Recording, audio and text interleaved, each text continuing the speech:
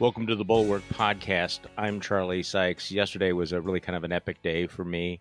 As you know, I got my second vaccine shot about a week or so ago, actually more than a week now. And my wife and I are sort of, tentatively going back to life, going back to the real world. And so what that entailed yesterday was I got the oil in my car changed, and we went to IKEA. And I have to say this was a big deal because this is like the first time I've really gone anywhere in a year. So our guest today is Tim O'Brien, who's a senior columnist for Bloomberg Opinion, and he and I were talking about this. So Tim, have you, tentatively gone back to life yet? Or I've not. I think I've been trying to figure out the exact date, but I think it was sometime around March 13th of last year. What was the last time I was in New York City? I live in Montclair, New Jersey, which is a burb west of New York.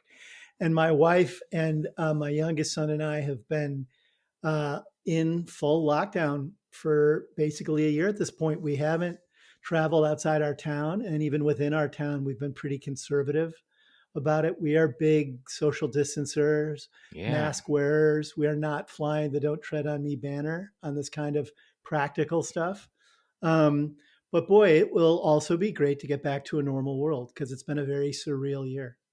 No, I'm looking forward to it. And for me, a normal world will be I'll get to, visit my kids and my grandkids. But I have to say there's part of the normal world that I'm just not that anxious. I don't really ever want to have to get dressed up in a suit again. You know what I'm saying? And how many people do you really miss at work?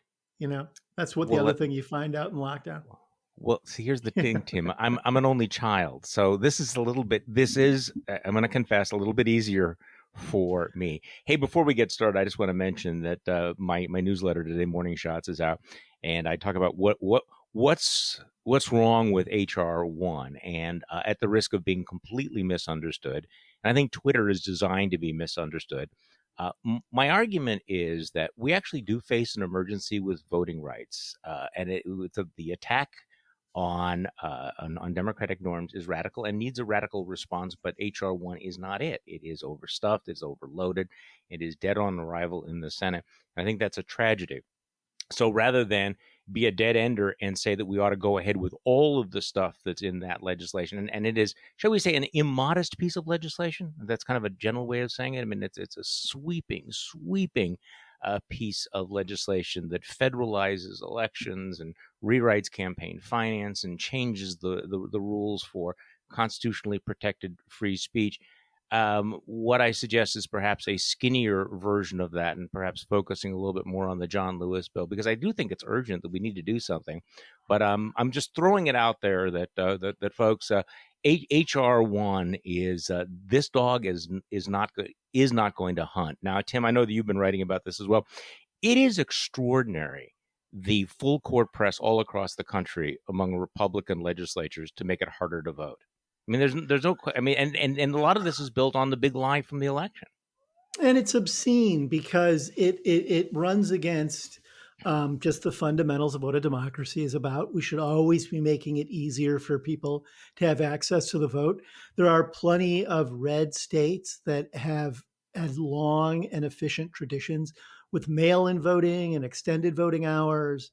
And obviously, the timing of all this isn't lost on anyone. When you have a state like Georgia, I think essentially stepping back decades in its the parameters it's throwing up around voting, it I think shows how craven Republican machinations right now are in the wake of what should we call it? I was going to say the Trump debacle, but that seems far too gentle a term. But the seismic impact Trump has had on the party and the big lie, as you noted, around the election, and it's depressing. It just happened overnight in Iowa too. It happened overnight. They voted to limit early voting, but the Georgia thing is so unsubtle. In 2005. They approved absentee voting without having to make any excuse. And back in 2005, when they did that, the assumption was, well, this will help Republicans. Republicans will use it. So for 15 years, Republicans dominated the absentee ballot vote in the state of Georgia. That changed in 2020 when black voters used it at a higher rate, and of course was one of the major factors in what happened in 2020 in the presidential election and then in the special election. And lo and behold, now the Republican legislature in Georgia decided that now they're going to change the absentee voting laws to make it harder to vote. Not subtle. No points for subtlety. And I think the GOP should embrace what that's about right now, which is, I think, not just in voting, but in the economy, in different areas, whether or not a good model for the United States is to develop rules or institutions or approaches that only benefit or initially benefit elites. I think the reasoned argument around that is if you take care of the more productive members of society, all boats rise. I think there's a lot of data that suggests that's not true, but at least come at it very transparently, because that's what's happening with voting. There's the party is saying we only want a certain crop of people to have access to the vote.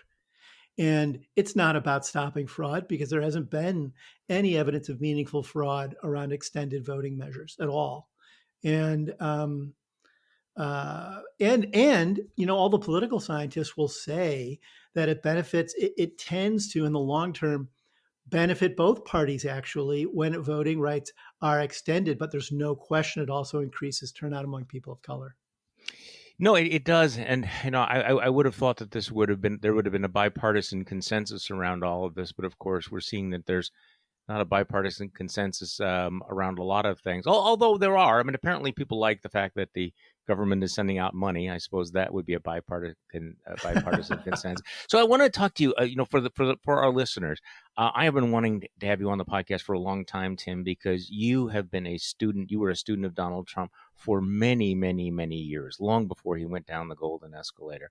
And so I'm really interested in getting your take on where we're at. So give me a little bit of background. When did you first meet Donald Trump? You go back, decades, don't you? Well, yeah, Charlie, like you, I'm a Midwestern boy. I grew up in Northern Illinois and went to New York for grad school right when Trump's popularity in the late 80s was cresting. And I didn't have any idea really of who he was or why people cared. And an investigative journalist for the Village Voice named Wayne Barrett, who had written a bestseller about municipal corruption called City for Sale. It was about corruption in the Koch administration, had gotten a big contract to do a new biography of Donald Trump. And Wayne was one of the first journalists to ever really dig into Trump in depth back in the 1970s. He hired me as the research assistant on his book, which would have been basically 1990. And more or less from 1990 to 92, I worked for him as his research assistant. And that's how I first got exposed to Trump. That book came out right as Trump did his first big belly flop. He entered the tundra. He became a punchline for jokes about the excesses of the 1980s throughout the 90s. And then in the early 2000s, I was at the New York Times.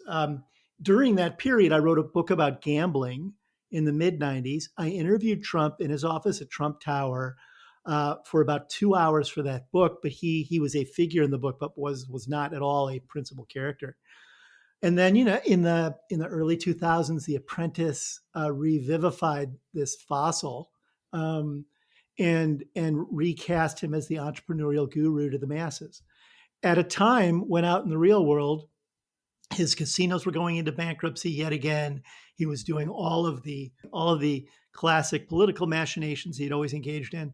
It was completely at odds with who he was on TV, but he got tremendous traction across the United States through the Apprentice role. And I began covering him episodically for the New York Times, where I was a writer and then an editor. And I wrote a few features about him and covered some of the daily ins and outs of his life. And he had become such a popular figure. Again, I had book proposals come my way. And having been always part of that, nice.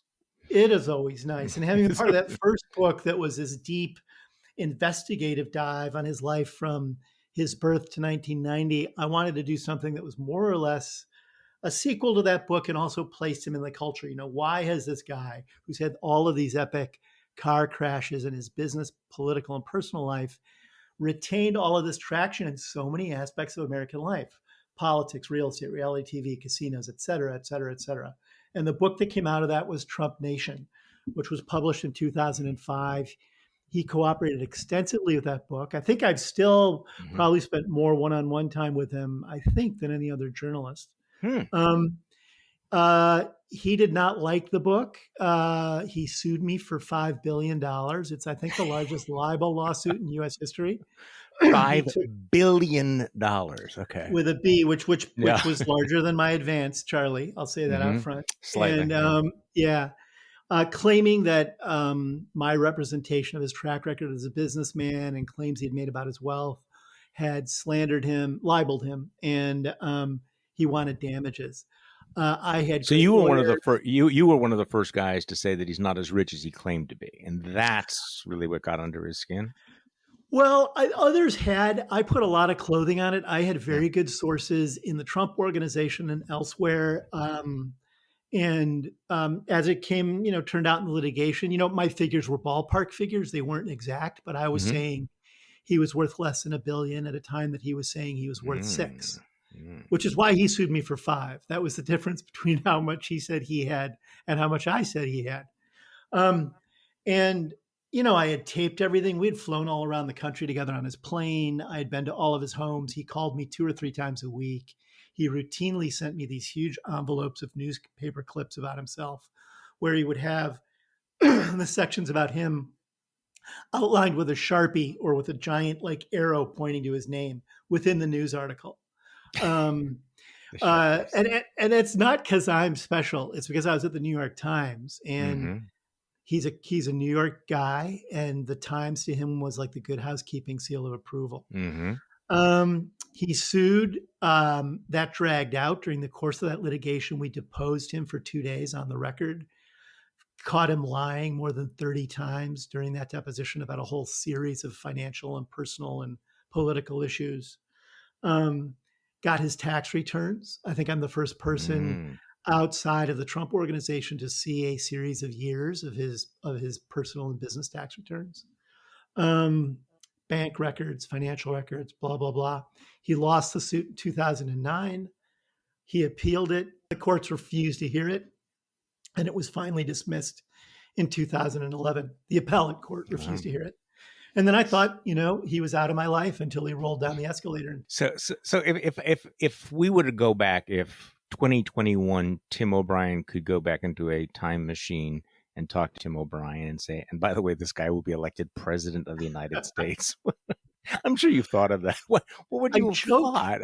I joked about it in the book because, Yeah. in one of his books, I think Surviving at the Top, which he wrote after he was, after he had almost gone personally bankrupt, he said, "I'm not sure what I'm going to do now. Perhaps I'll run for president." And I had great fun with that in my book, that, it's only Donald Trump who would ever say, Yeah. I'm on my second divorce and I'm in a financial crater, so it makes sense for me to run for president. And and I was interviewed in 2015. I did think he would be the nominee in 2016, and I dismissed a lot of the folks who said there's no way he'll be the nominee. I did Huh. not believe he could get elected president, and I was really wrong about that. Um, So you've been watching him for many years, and particularly this deep dive into his finances and his tactics and how he goes about conducting himself. So I guess the question is, what happens now? I really want to get your insight into what happens now. He no longer has the protections of the presidency. You have these investigations, Southern District of New York, the New York Attorney General, possibly civil litigation. He's got massive debts coming. So, I mean, there's been a lot of speculation that he's facing a world of hurt. What is your take on what he faces right now? What are you watching? well, there's no question that he faces existential, financial, and Existential. legal threats. Existential, yeah, and I think that that's one of the reasons he embraced the big lie with such gusto. He didn't authentically believe that election was stolen from him, but he has a reptilian sensibility about what people want to hear and what he needs to do to overcome. There's always been two lenses that can be used to explain absolutely everything Donald Trump does, and that has been true for 74 of his 75 years. It's either about self-aggrandizement or self-preservation. And the big lie, the self-aggrandizement part of that, was exiting the presidency. He's a media addict. There's no way he was going to not want to continue to be in the spotlight and not want to stop having road shows in which he could stand in front of adoring crowds who would watch him perform. That's the self-aggrandizement piece of it. The self-preservation piece is he has a number of lawsuits, as you noted. I think the most potent and threatening to him is the Manhattan District Attorney's criminal investigation, which involves, I think, I said easily. SDNY. I'm sorry. I meant the Manhattan DA. I'm sorry. Well, I think the SDNY has, in theory, has had something going, but that's looked dormant, and there was always the mess of whether or not Bill Barr would let that be an authentically independent investigation. And it's a federal office, whereas the Manhattan DA is that's a local prosecutor who's not beholden to any of the federal protections Trump enjoys. It is easily the most sprawling and sophisticated financial investigation he's ever been exposed to, including Robert Mueller's, because Mueller punted on that stuff, unfortunately. And it's going into the Trump organization. It's going into his eldest children. It's going into his accounting records and his accountants. It's going into his banks and his banking records. He's in the crosshairs in a very, very dangerous way there. And he's exposed to things like possible tax fraud, financial fraud, falsification of business records, money laundering. There's any number of things that could come out of this. And as you point out, if he's ever deposed under oath, we know what his penchant for lying is. Would you say 30 times he lied during your deposition?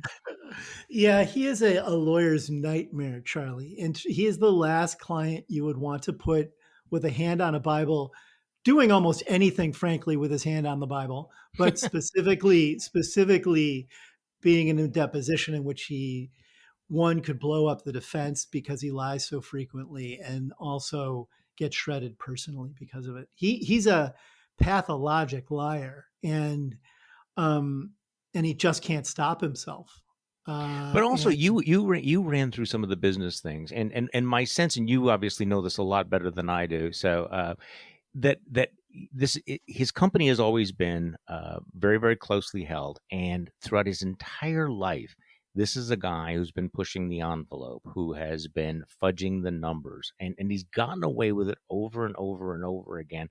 So the potential for the investigators to come across documents where he clearly inflated values, engaged in insurance fraud, any of that stuff, seems very, very high. I guess the question is, what do you think they're going to go for, the big thing, or do you think it's going to be like Al Capone and they're going to get him on something relatively smaller that is, unrefutable? What you know what I'm getting at here?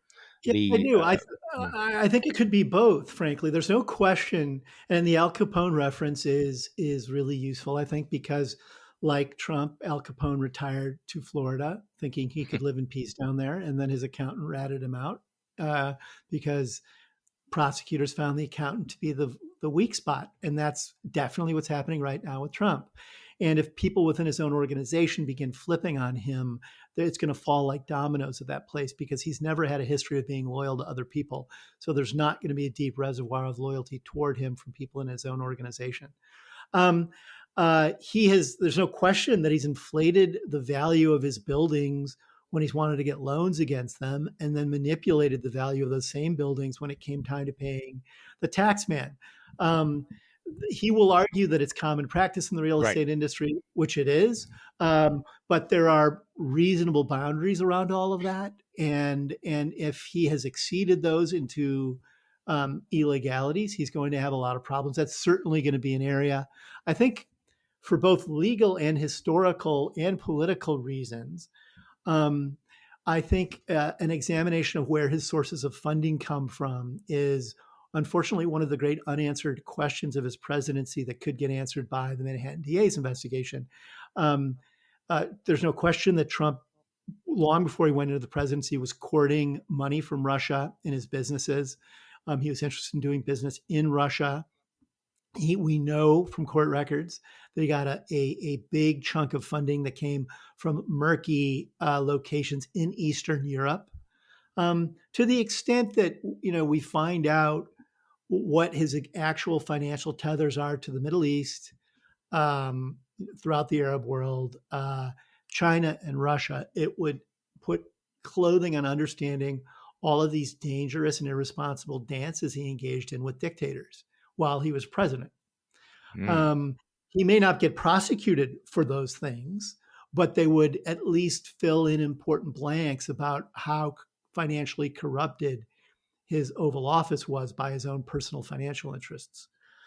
The tax So, stuff, he learned the tax shenanigans at his father's knee. Fred Trump, his dad, essentially got excommunicated from public housing, first at the federal level for ripping off the federal government on public housing contracts that are what the Trump's family's wealth is built upon. And then he tried to do the same thing in New York State a little while later. And then he got kicked out of New York for basically the same behavior. And and after that just became an investor. And the Trump family's argument around all this was anytime the government does this, it's because it's big brother. The big government is coming in to rip you off. Big government's bad. It's not that, oh, maybe we were unethical or maybe we did criminal things and we deserve to be punished. And Trump absorbed that. And, when he inveighs against big government and tells average working mhm. class voters, I'm on your side, he speaks from an experience in which he feels the government has oppressed him as well. And I think So that's there's part a of his, there's an element of sincerity in him playing that victim card. at least authenticity Okay. and sincerity. I never use the word sincerity Uh, with him because, no, you're right. um, but it is authentic in some ways. And I think voters pick up on that.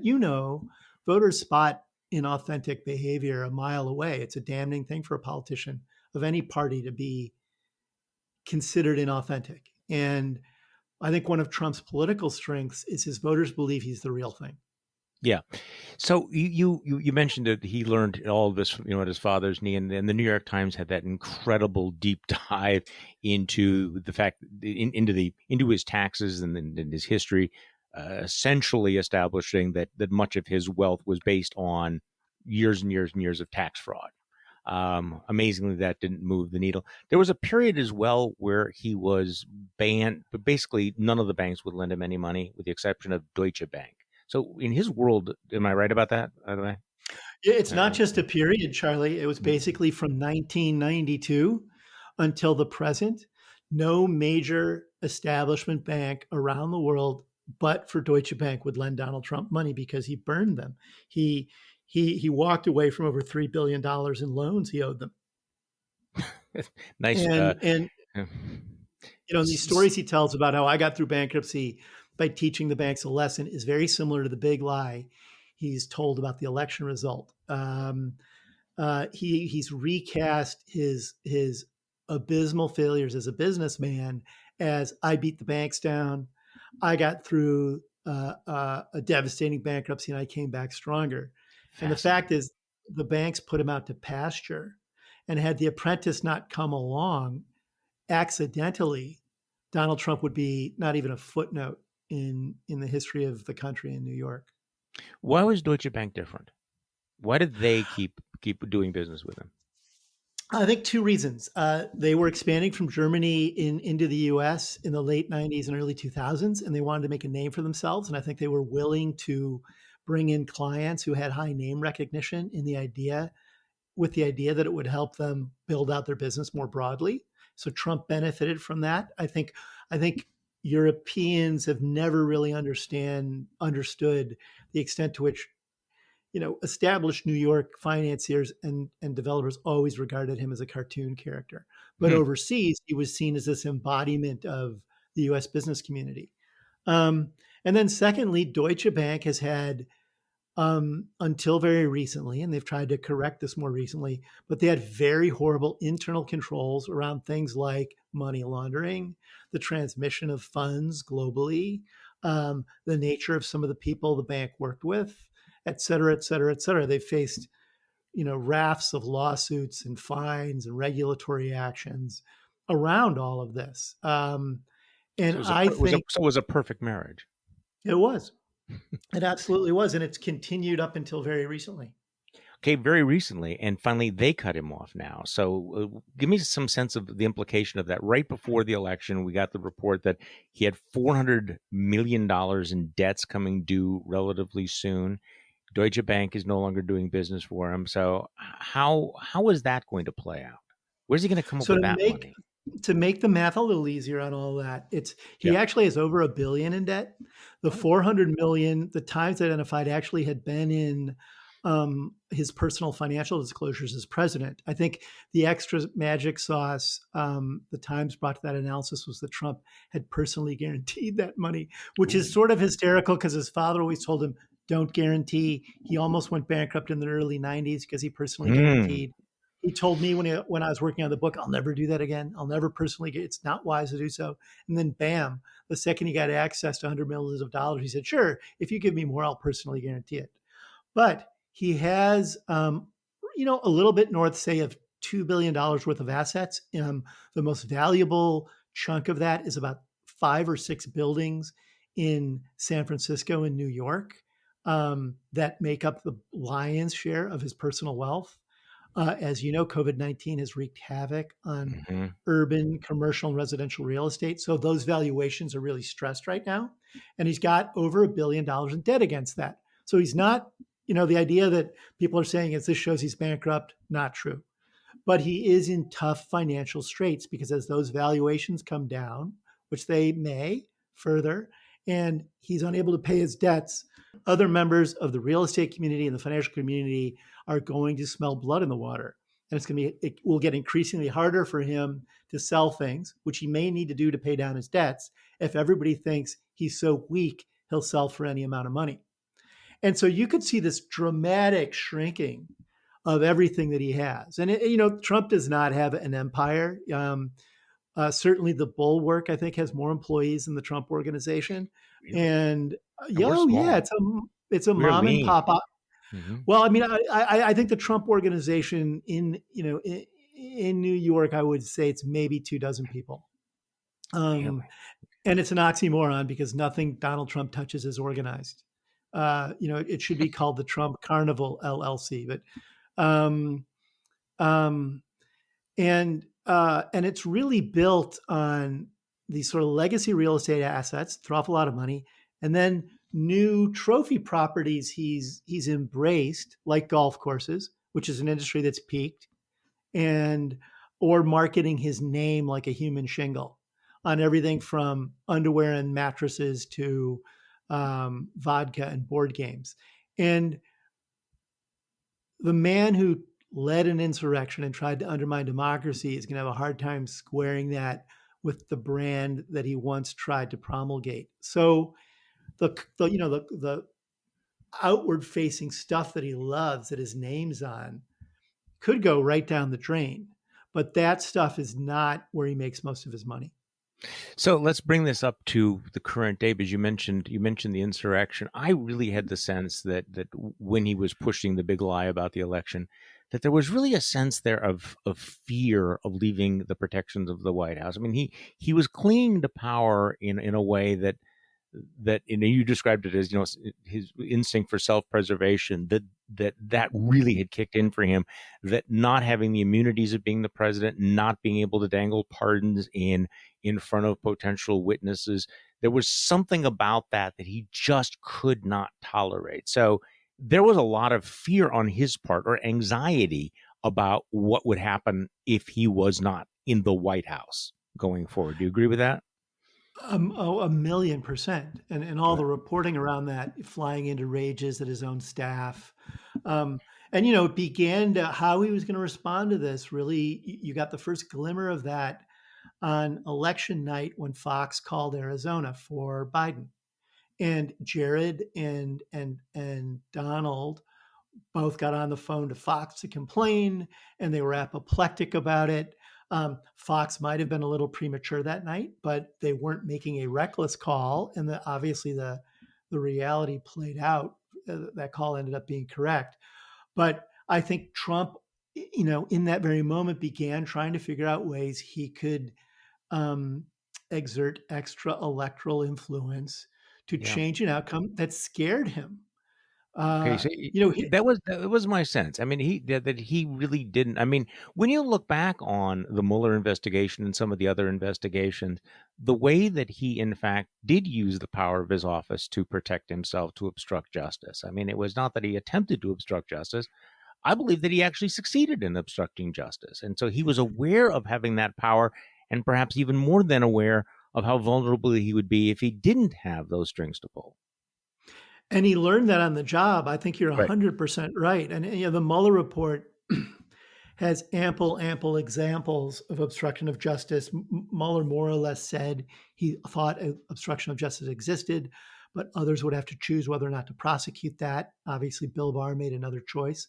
But Trump didn't come into the presidency knowing Hmm. uh, anything about Article 1 or where Iran is on a map or what he could do with offices like the Justice Department, right? And the kind of constitutional powers he enjoyed. But once he learned it in these brawls with Mueller and then through two impeachments, it gave him this sense that he could bend rules willy-nilly and, if necessary, even subvert the law and democracy to retain power.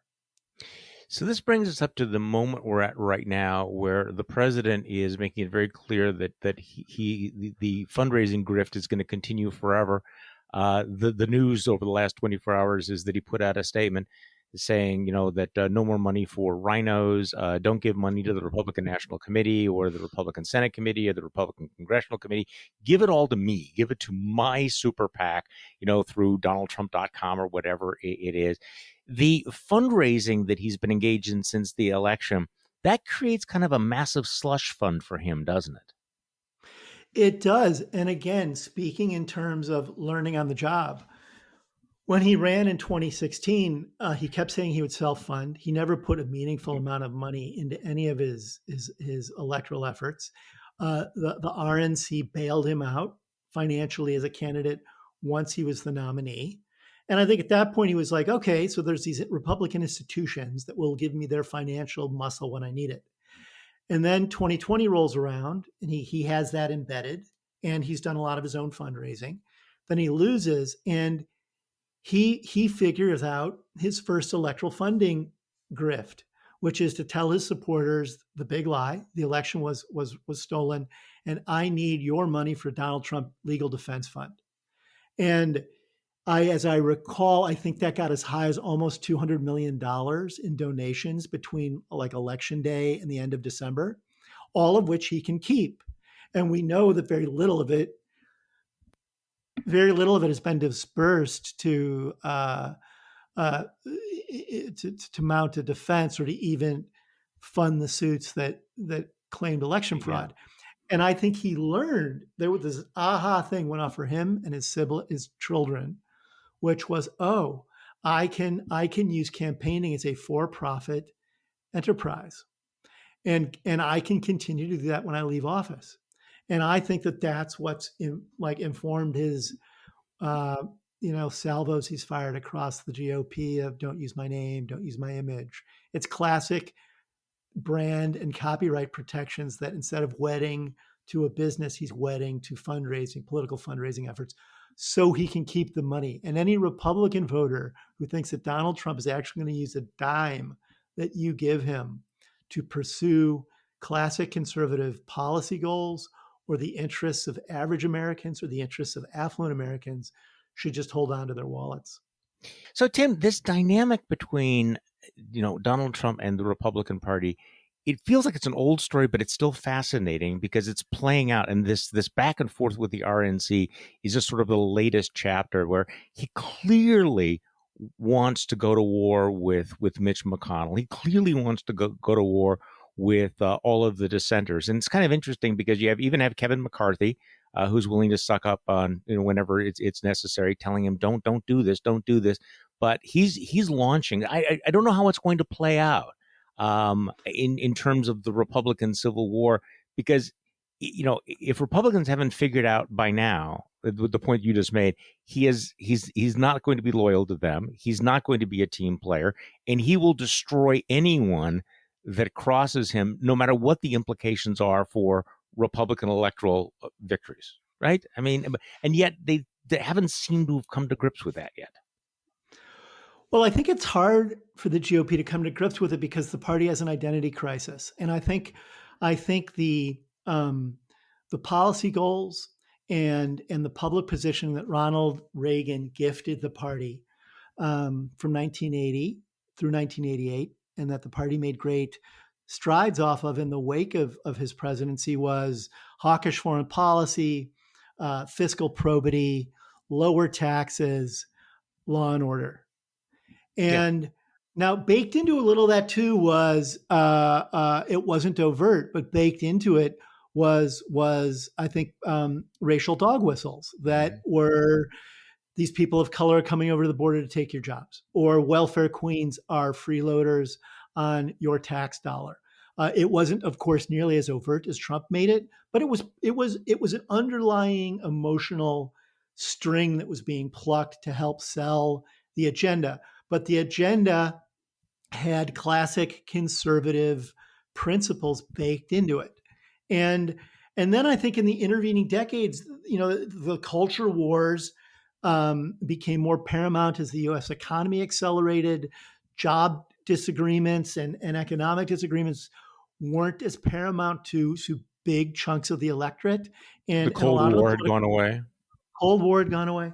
And so the political dialogue devolved into issues on religion, civil liberties, et cetera, et cetera, et cetera. And then you had the 2008 financial crisis, which creates an economic rift and a jobs vacuum that neither party responded to well, in my opinion.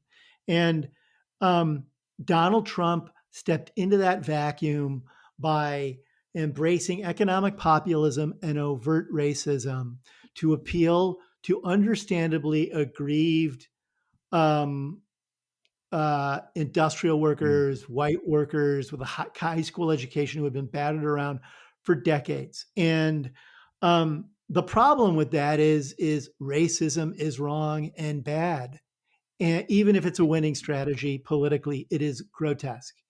And economically, and I think Biden is wrestling with this now, the country has to figure out to what extent do we work hard to revive our economic output built on manufacturing and offer a safety net to the people who've been dinged by those historical changes, while not threatening all of the innovative parts of the service economy that are feeding things. And neither party knows how to create a message around that is a unifying message, a unifying economic message.